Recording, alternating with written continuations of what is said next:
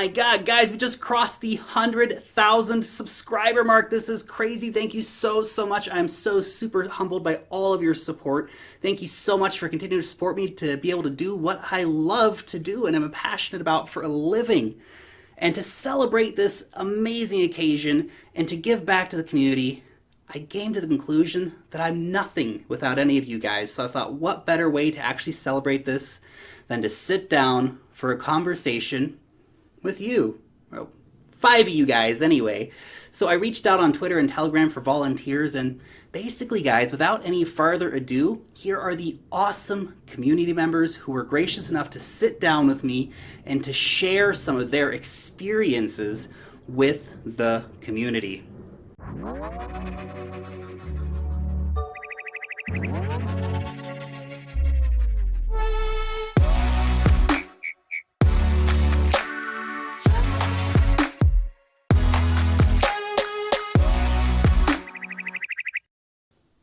All right, well, my name's Jesse, and I'm a Carolina transplant from Detroit, Michigan.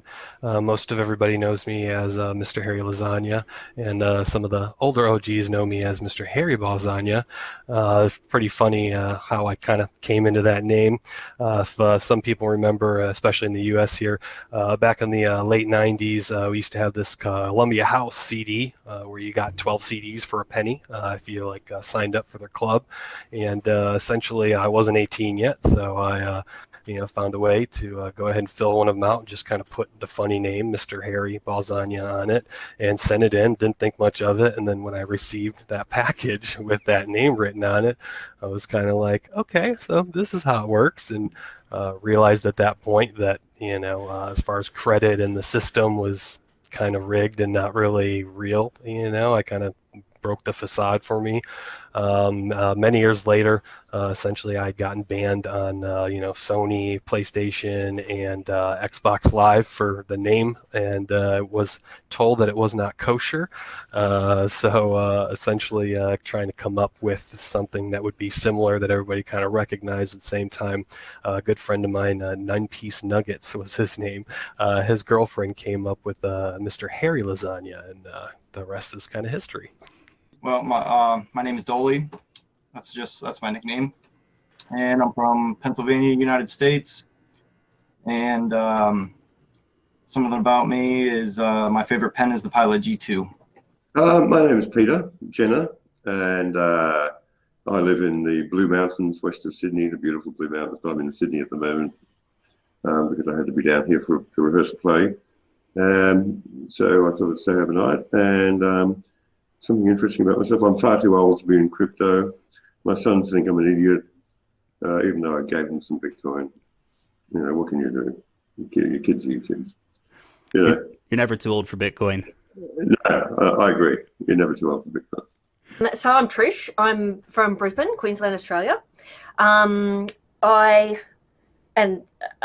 where I am at the moment. Something fun about me, I don't know, I talk constantly about cryptocurrency. And everyone says I'm really passionate about it. So, I might not talk sense, but at least I talk passionately. That's something. Yeah, I'm Jan. I'm 24 years old, and I'm living near Frankfurt. And I studied business administration, and I'm currently trying to learn about programming and started to study computer science to try to build something on the blockchain. What is your biggest mistake, and what did you learn from it? Don't day trade, folks. That's probably the number one biggest mistake I made. I wasn't terrible at it, so it wasn't like an unprofitable mistake. It was more that it just took so much time of my life and so much effort and so much focus. It just kind of drains you in every way. Something can kind of drain you, even more than running your own business in that sense.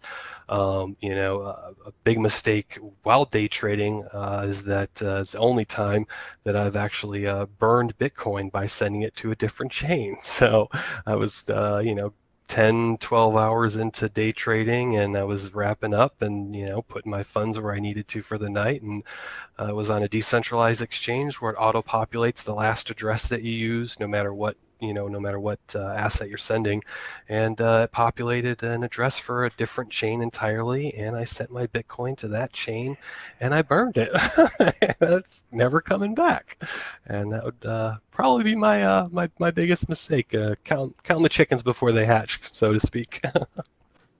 The biggest mistake I've probably made in crypto is FOMOing, fear of missing out. I've probably lost more money trading on FOMOs than any other way. So yeah, I learned don't FOMO. If you're going to trade, first of all, it's not for everybody, but if you're going to have a strategy and get really mechanical about it, and don't trade on emotions, because you'll get washed out of these markets trading on emotions quicker than anything. Right. Well, I haven't made one enormous mistake. I've made lots of little ones. I mean, I did lose $50 on BitConnect. At least it was only 50. Yeah, I suppose the biggest mistake is not dollar cost averaging. I've been to crypto twice. Like I got in 2017. When I got a little bit of money, my son introduced me. My son, who doesn't believe in Bitcoin, said to me, as I was upgrading my computer, he said, "You're not going to buy a decent video card, Dad, because all the Bitcoin miners are buying them all up." And I said, "Oh, Bitcoin miners, I've heard of them." So I looked it up and put a bit of money in. And the end of 2017 was terrific for me because I lived on that. I've recently become unemployed, and so a small amount of money turned into a large amount of money, and I just sort of lived on it for the rest of that year. And then I got some more money last year, June, and June was a bad time to buy because everything was still a little expensive, I guess. So so I just whacked it all in and just went right and buying some Bitcoin and buying some of this and buying some of that, buying some of that kind of stuff, instead of just taking it easy, dollar cost averaging. By dollar cost average, taking your advice, taking a lot of other people's advice and dollar cost average, and not being so bloody greedy. So don't be greedy, I guess that's the lesson here. Yeah, cool. Yeah, that was a really interesting question. I was like, because I'm so risk averse and I really like to understand something before I get into it. So I, when I, the words biggest mistake kind of sounded really doom and gloomy. And I was like, oh, I haven't really had, horrible regrets, So I was like, well, what then was, the biggest? And it was probably just timing of selling tokens, like holding my bags, as I found out they were called, through the top and all the way to the bottom, and then up again, and going, no, but this is a long-term hold.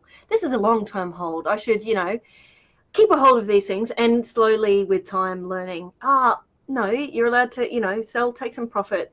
It's probably most likely going to dip again, So getting used to that, I think, yeah, but there were some really obvious ones that I just, did not sell at the top at all, and rode it all the way down again. And but it's part of the learning experience.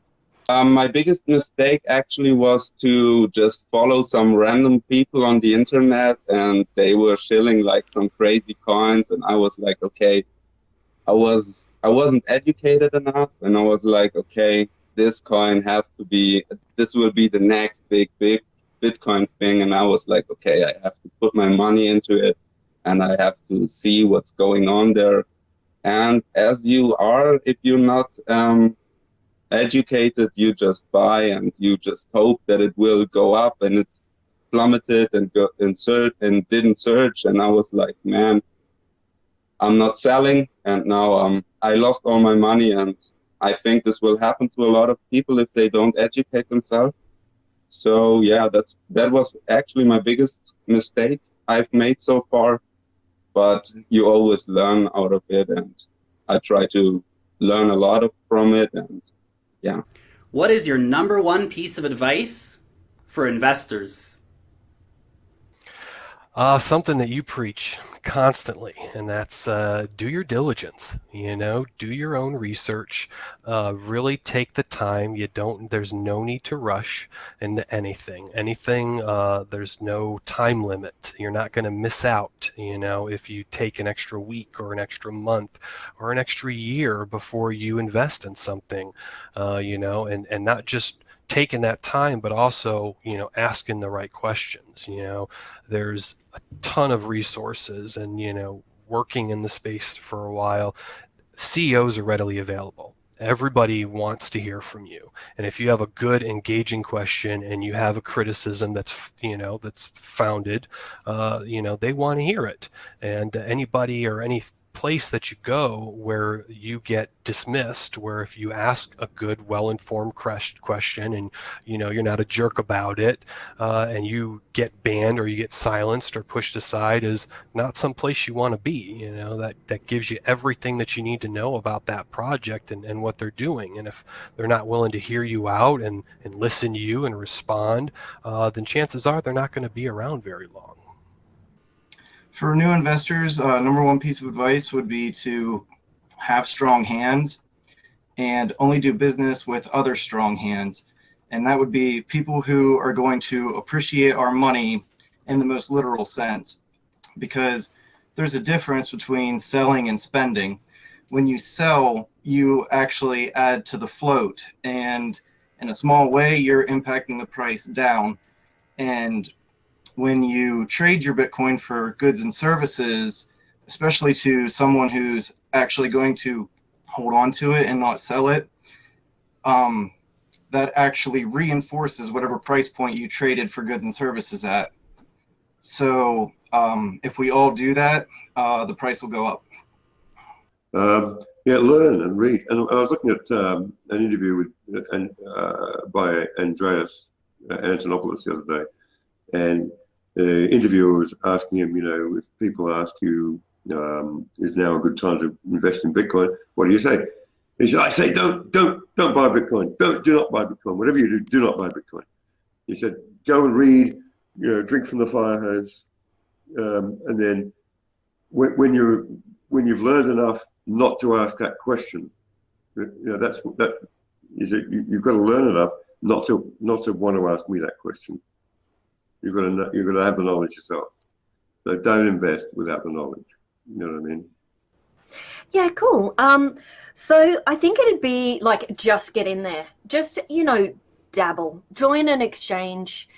Put a little bit of money in there, and that whole do not invest more than you can afford. Like, seriously, do not invest more than you can afford. Make sure you've got all your money for your bills. But still, you'll have a little bit of extra cash. Try out crypto. Just get in there, I think, is the number one. Because a lot of people, they'll ask about it and they'll say, I want to try this out. What do you recommend? And I'll be like, okay, here's, 3 exchanges. Join these. Then, I will totally tutor you through whatever you want. But just that actual joining up seems to be that step that, that has all these obstacles around it. So that's why I'm quite enjoying that, some of the developments these days of onboarding people in a more easy, convenient, less scary fashion is, becoming a thing. So that's cool. Just get in there, is my advice. Yeah, it's basically, because my advice for new investors is basically do your own research. Learn about the basic mechanisms of blockchain technology and be conscious about the fact that you are now in charge of your money. So there's no bank you can call if something strange is happening to your wallet. There's no emergency hotline if you lose your password or your private key or something like that.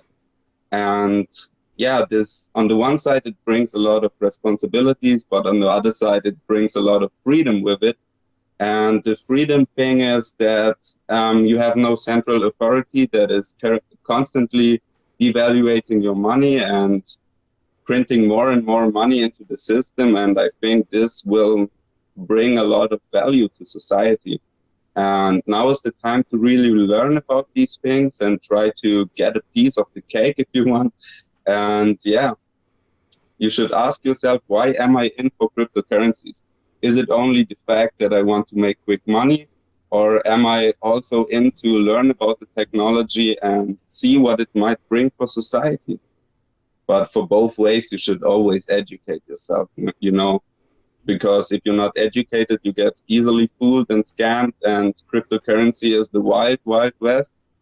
And there are nearly no regulations, so scammers have a easy game to go under the radar, and you should always keep that in mind. Yeah, so that's my advice for new people coming in.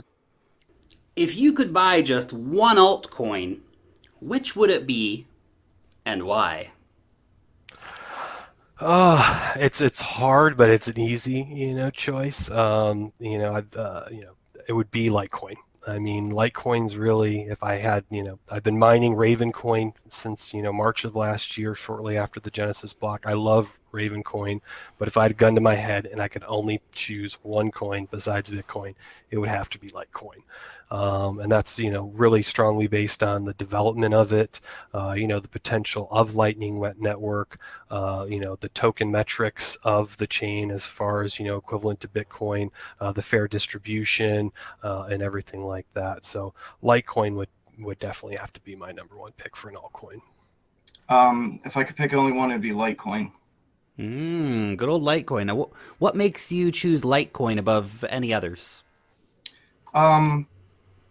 Because really the way I look at crypto right now is it's really early, and I think it's all about the money right now. Like a lot of these other altcoin projects, I've dabbled in them and looked at them, but like Bitcoin really seems to be the money, and then Litecoin seems to be maybe like a currency.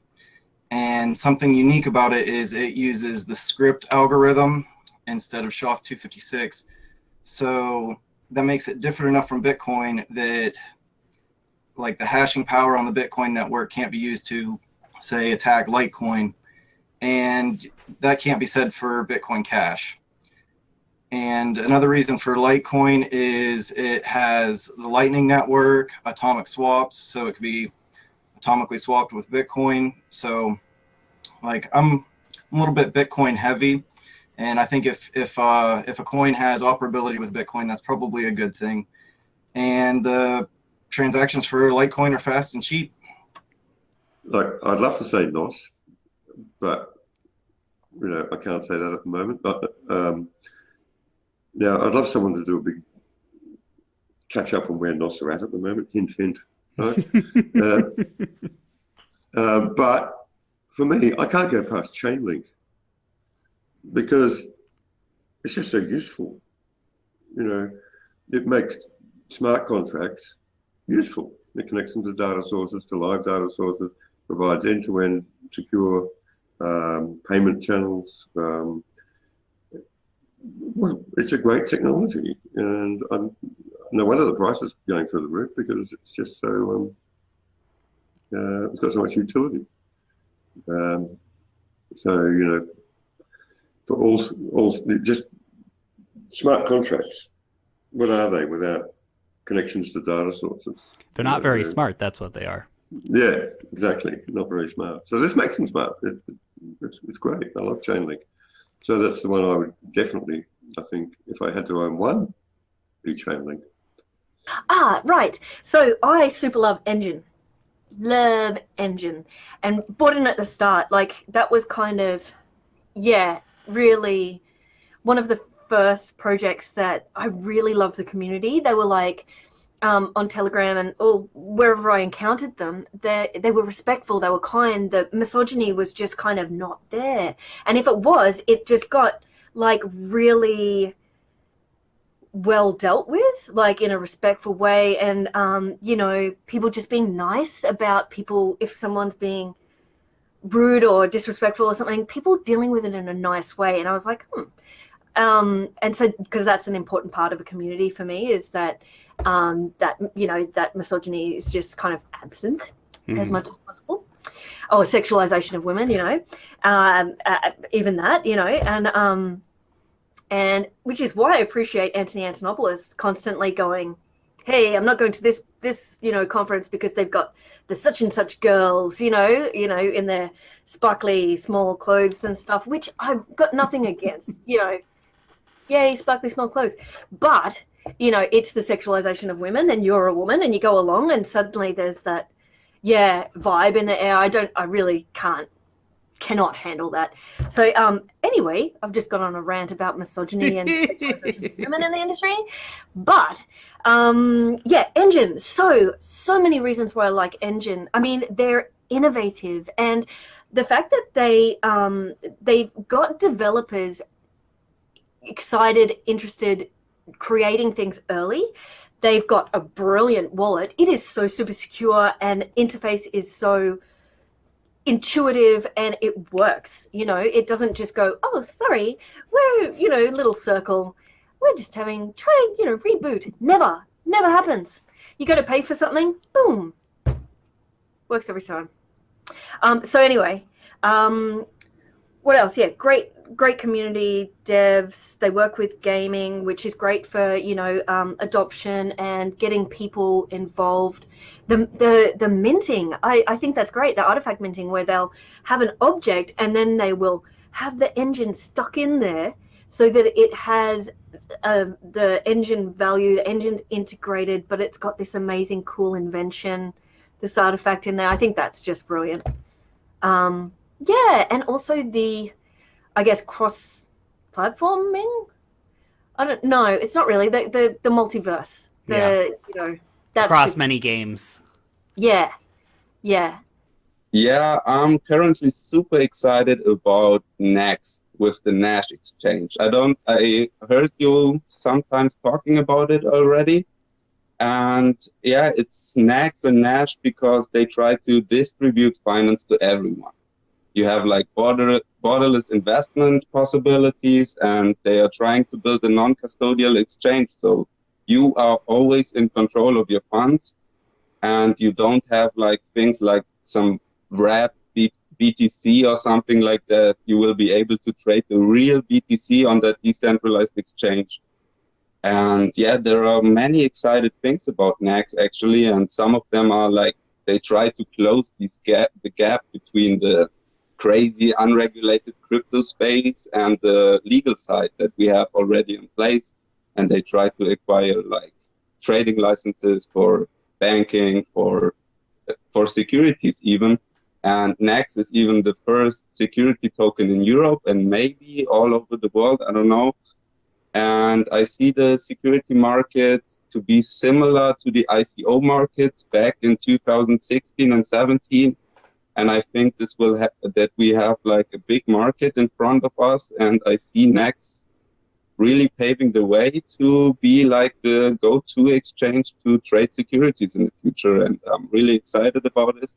And even if you look at the team, they are super good about the things they are doing. And they always try to be as transparent as they can be.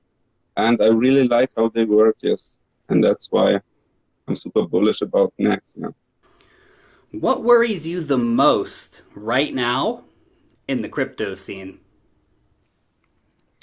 What worries me the most, just the bad actors, the toxic communities, just the lack of diligence that people are doing when they come in.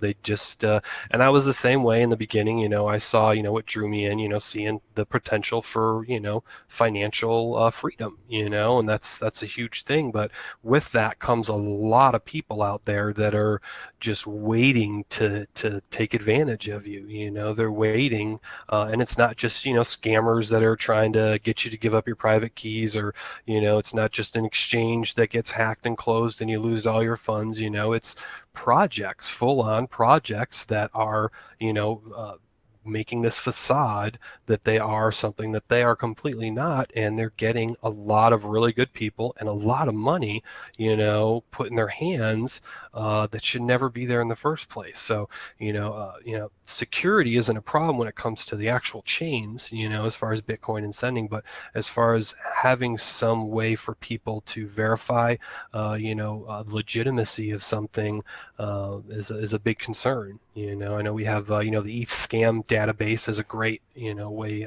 to look at a lot of that and find the phishing and, that kind of stuff. But for the most part, there's really not any one, one-stop shop where people can kind of say, okay, well, I know I trust this, to tell me, if this is legit, or how long this has been operating for, or where the business is registered, so on and so forth, and having that all together is a big thing.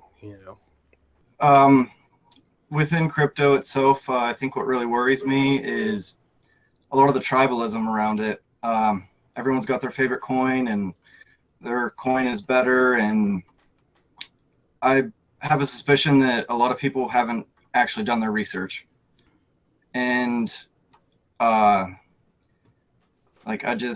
just kind of worries me that we kind of have an opportunity, and we could ruin it for ourselves. It won't be an outside force, it won't be government regulation or anything like that. It'll be us squabbling amongst ourselves, and then people aren't gonna want to be interested in this stuff.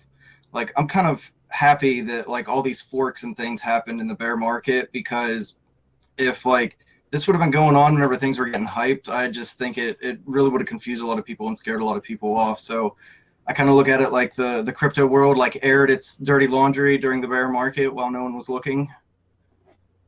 What do they call it? The Financial Action Task Force proclamations. The FATF, yeah, those guys. Yeah. It's a great little acronym, that, isn't it? The FAT. Yeah. Now, what in particular worries you about the FATF regulations? The fact that what's it called? The travel rule. The fact that we have to, that exchanges are going to have to give customer information, to government agencies, banks, whatever they have to give them to it. Basically that. That we're going to lose privacy. We're losing privacy. The whole reason we're in this crypto business to begin with is to try and get some privacy, isn't it? That's one of the reasons, I guess. I tend to avoid projects that I perceive go against my ethics. And USDT, there's so much pressure for me to use USDT, and I just really don't like it. I just think it's just a bit of BS. And but it's being used, and that's just how it is. And so that cryptocurrency, this it's not a sector, this industry for me represented a huge amount of innovation, and I enjoyed that innovation because it gave me freedom to choose what went with my ethics, and it gave me the freedom to work from home and all sorts of things. And I don't like that I'm being funneled in a certain way by the major exchanges, or even by smaller indie platforms that are going, well, it's safe if we use this because the bigger programs are propping it up, and we won't have to worry about that part. We can just use USDT, it's fine, And I'm like, no, it's not fine. It's not fine. It's a systemic risk to the entire ecosystem. Yes. So that's probably something that worries me, is just the reliance, being funneled into being reliant on some trusting something that I don't trust in an environment that's meant to be trustless. I don't like it. So, yeah. Yeah, what worries me the most is it has nothing to do with the crypto space right now. It's more like the financial establishment, because I think the financial establishment will do something crazy, or they will try to occupy crypto in some way. Because if you look at the banking system and the financial system, there was no competition for 200 years. And with money, you have power. And if you control money, you have even more power, and you basically control society. And I don't think they will give up this right without fighting. And maybe they will implement some national currencies to be able to spy on people, or to block them from trading, or they will try to occupy exchanges to block some people out of the investment schemes, investment possibilities. And yeah, the current system the monetary system is designed to crash our fiat money system. And it's an important time to learn about the monetary system. And I think that a lot of, or most of fiat currencies will face hyperinflation, because if you print money into the stock, and you keep printing money and money over and over again, and you even keep printing a larger amount every time you do this, the money will hyperinflate. And we have seen this in South America, we have seen this in Africa already, and I think this will even face Europe or North America or Australia in some way in the future. And if people lose money, they get angry. And if we look back in history, the last time hyperinflation happened, this results in some wars or something like that. And I hope I'm wrong about that, but I also see the danger, What is the thing that makes you the most excited about cryptocurrencies? The pure potential. I mean, just overall the potential of Bitcoin, specifically, not just, cryptocurrency, but Bitcoin itself, being, a borderless, uninterruptible, immutable, decentralized, secure means of transacting with anybody from anywhere in the world without any intermediaries whatsoever is a very exciting and powerful thing. I know a lot of people are focused on the price, and I was in the beginning as well, but once you kind of really settle in and get past that, Lambo phase and things like that, you really see the long-term potential that Bitcoin has for my children's children in that sense. There's really not been ever a time in the history of this world where there's been a way to really have financial freedom and own the money that you make, and every single generation before us, there's been no way out. You were stuck with the banking system. You were stuck with what you had, and you had to work within those means. And this is the first time we can build our own tracks, and go anywhere that we want and send money to whoever we want, whenever we want. And there's nobody to stop us or tell us we're not allowed to. I think it's our chance to really unite the world. I think crypto can really be used to be a uniting force, and we can claim our monetary sovereignty with this, but we got to all work together. And I think another great thing about crypto is, this could be the separation of money and state. And what that'll do is that'll provide a check on government, where they're actually going to have to work for the people again. Because if we don't like what the government is doing with the currency system, we have a place to opt out to now. So they have to get in line and start serving the people again, or we'll opt out. Increase community awareness, I guess. What the Libra thing got me a bit excited, because that was something that people were saying, well, that's it could sort of lend legitimacy to the whole space. And as I see, that's the space gains legitimacy, it gains users. As we move away from this whole idea that it funds illegal activity to the idea that it provides peer-to-peer money transfer for people and banking the unbanked, all that stuff. It's all exciting. The whole space is exciting. It's really interesting, and it's early days, as everybody says. It's really early days, and the potential for financial freedom for the world I mean, I'm a bit of an activist. I'm a bit of a lefty activist, you know, and I always look at the potential for social change with crypto, for financial change, for social change, social revolution, financial revolution, bring down the banks, which is the ultimate dream, of course, isn't it? You know? Mm-hmm. Yeah.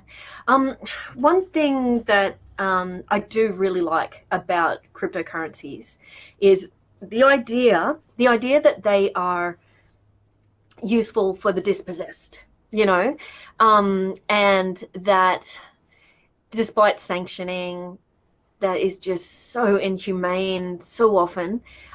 People who have nothing to do with the macro or the meta negotiation, fighting, you know, treaties, import, export, blah, blah, blah, that the big gunners are trying to sort out for themselves, for the people, that they're meant to be, that are inside, captured within their nation state. Despite whatever they do, people that they're trying to persecute are going to be able to, if they have a mobile phone that can access satellites, they're going to be able to, you know, and even indirectly access satellite data. They're going to be able to still be able to purchase resources that they may need.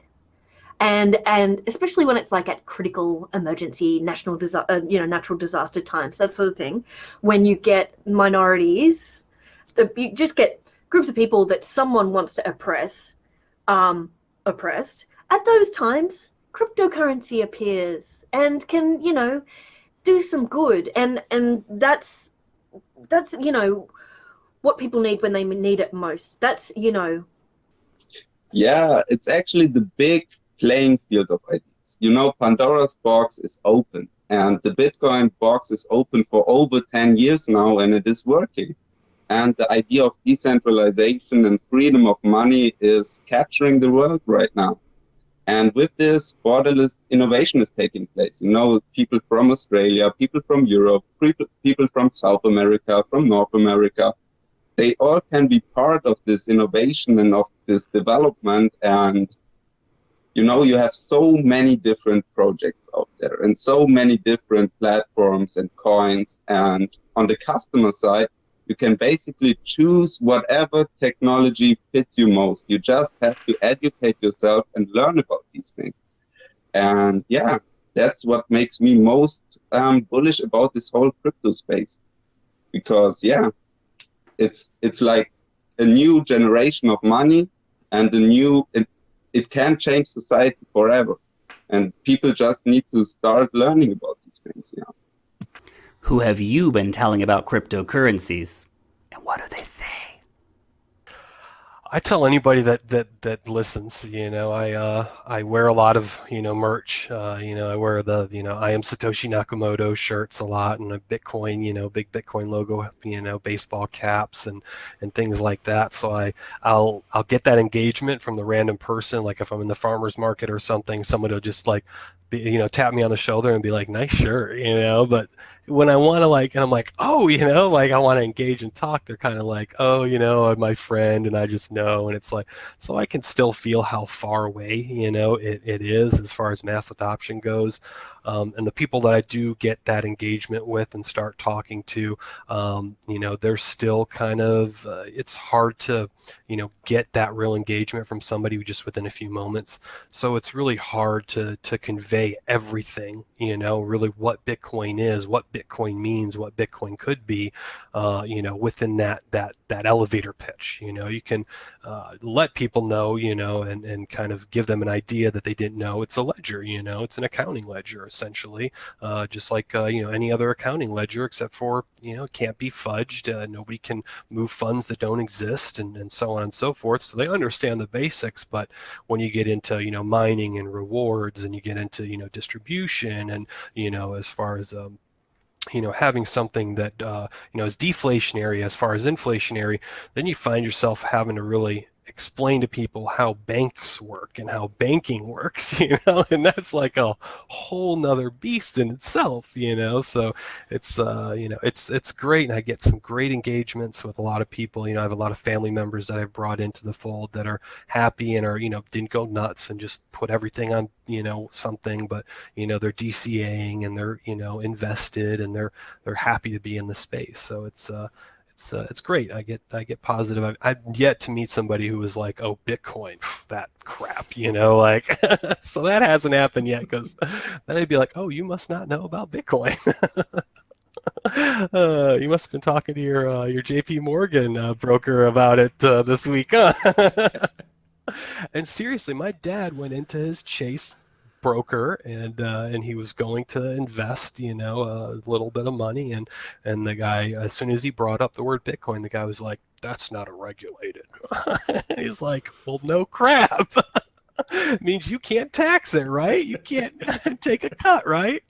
And the guy just completely shut him down. So yeah, it's still, there's still this disconnect going on, but yeah, great engagements with a lot of great people, definitely, and including yourself, all the people in the channel, and all the people interacting with on yen.io, and there's just tons of great resources to have those conversations. But as far as having them in the real world with people who aren't no coiners, they're hit and miss. Well, I've told my friends and family, of course, but outside of that, really the only person I've ever really mentioned it to is my dentist, and I did not tell him about Dentacoin either. And has your dentist bought crypto since then? No, he hasn't. But the funny thing was, he was familiar with the Mises Institute, and I'm Bitcoin, hard money, sound money. I'm an Austrian scholar, I guess you'd say. I like the way they think, I guess. Maybe next time you go to the dentist, you can talk him into taking Bitcoin as payment. I could try, but I think it might be a tough sell. I mean, I really don't want to give up any of my Bitcoin. I mean, other than just to support the community and just spread the word. But I mean, I'm hodling. I mean, Gresham's law right now. Yeah, I've been talking to a lot of my activist friends about it, and they ask very intelligent questions, and some of them I struggle to answer. In fact, one last night asked me, what did he say? He said, it was about Julian Assange, and he said, do I think the government will hack Julian Assange's Bitcoin? And I said, they can't really hack his private keys, but they can. He said, well, they can torture him and get his keys from him. And I said, well, I don't know. What do you think about that? I mean, it depends on how he's got them stored, and if he's even in control of those private keys at the moment, right? It may have been passed off to WikiLeaks, and if he is in control of them, then he's probably got them encrypted on some kind of file somewhere, or maybe he just memorized the code in his head. Maybe he memorized his seed keys or something. Yeah, I wouldn't be surprised if Assange did. So you have a lot of time sitting 7 years in an embassy. I'm sure you can remember a private key in that time. Mate, I stood outside that embassy with my WikiLeaks t-shirt on. That's awesome. Another friend of mine, he's a real geek. He's a real programming lead for a number of big software companies. And I've been talking to him about Bitcoin on and off, but he's out in Australia at the moment from England and staying with me. And I've managed to turn him around, and now he's really interested in the space. He doesn't want to work in the space as a developer, but he is very interested in Bitcoin. And he even said to me the other day, he's trying to talk his boss into paying him in Bitcoin. Ooh. Cool, yeah. So I recently went to a meetup. It's a Women in Blockchain, and which is great because it's a safe space, for females. And you don't get, like, there's other meetups as well that are male-based, but they can, have little flare-ups of accidental misogyny or sexualization of females, which are often quashed very quickly and nicely, but they still exist. So anyway, I was super happy that there was a Women in Blockchain event recently. Anyway, so at this meetup, there was just it was just so nice to be able to talk to other people who were in the know, or that were interested, enthusiastic, wanted to find out, that were just open, you know. So when I introduce myself to new people, which for some reason I've been doing a lot of lately, they'll go, "Oh, what do you do?" And I'll go, "Oh yeah, you know, I'm really into cryptocurrency, da da da," and then they'll weirdly ask about my personal wealth. Like, "Oh, so did you make a ridiculous amount of money during the 1718, you know?" And expect me to answer. And, oh, so trading takes a lot of startup capital to, you know, right? You know, expecting me to kind of talk to them about what I hold or how much money I have where. Like, you don't just meet a stranger and ask about their personal finances, but people seem to do this, and it's been happening a fair bit recently. And the other thing that I'm getting is I'm not getting the fear reactions that I was getting, like closer to the 1718. I was getting a lot of, ooh, cryptocurrency, like literally people retracting in fear, you know, people, you just, you know, whole body reactions. Oh my God, my friend of a friend lost half their house, or my friend invested $50,000 and lost it all. And I was like, well, that was a bit silly. But, you know, and it's hard because, you know, people know people, or they feel like connected to those people that they're talking about. And I'm like, but in normal investment, you wouldn't jump in on a, you know, super almost vertical bull rate. You just wouldn't invest after you know, super crazy hyper mania bull run had initiated. That's just bad investment, you know, no matter what asset class you're looking at. So I initially was going, well, that's a bit stupid of them. and then it's like, oh no, you got to be like, you know, these are people that people care about. You can't just, you know, say, oh, well, haha, those people were stupid and they lost heaps of money. No. So anyway, that was a total tangent. So recently, anyway, I've noticed I'm not getting that giant fear response, and I'm getting people kind of, yeah, just kind of either asking way too personal questions about my finances and investment habits, or just kind of saying some random thing that they might know about, that's not necessarily like, yeah, just not getting as much engagement on the topic. Yeah, I'm talking literally to everyone about crypto, with my Yes. with my family, with my friends, with my colleagues at work, with random people at the train station when I'm waiting for my train. And yeah, at first I was always this crazy guy that is talking about some internet money, and it seemed like a big scam, and I don't see it myself, but I think that it's now changing, and people start realizing that the real scam is actually this, yeah, our dollars and euros, and that's the biggest shitcoin out there, and people start to learn about this. And I always try to tell them, look at how our monetary system works and what benefits we are actually getting by adopting like decentralized solutions to it. And I don't try to shill them like Bitcoin and say to them like, in 2 years you'll be super rich and you don't have to work anymore. I always try to tell them, look, our monetary system is about to crash. We have a lot of indicators for that. And now, in the first time in history, we have a solution to go out of the system and have like an opportunity to save our money. And that's what I'm always trying to tell my friends, my family, and I see it changing. People start asking me, hey, Jan, can you help me? Can you show me how can I store my Bitcoin safely? How can I is this project good? How does the blockchain work and something like that? And yeah, I see a lot of change going on right now, and I hope that this will continue. Yeah, basically. Yeah. Thank you so much to Jesse, Dowlie, Peter, Trish, and Yan for putting their hands up and being willing to come out here and put themselves on camera to have a conversation with the community. It's seriously awesome, guys, so thank you so much. And to everyone else, I would love to hear your opinions as well, so feel free to answer any of the questions that I asked here down below in the comment section, or feel free to share any other wisdom that you have gained during your investing journey. I'd love to hear about it. Long live the blockchain. You guys are awesome. And peace out till next time.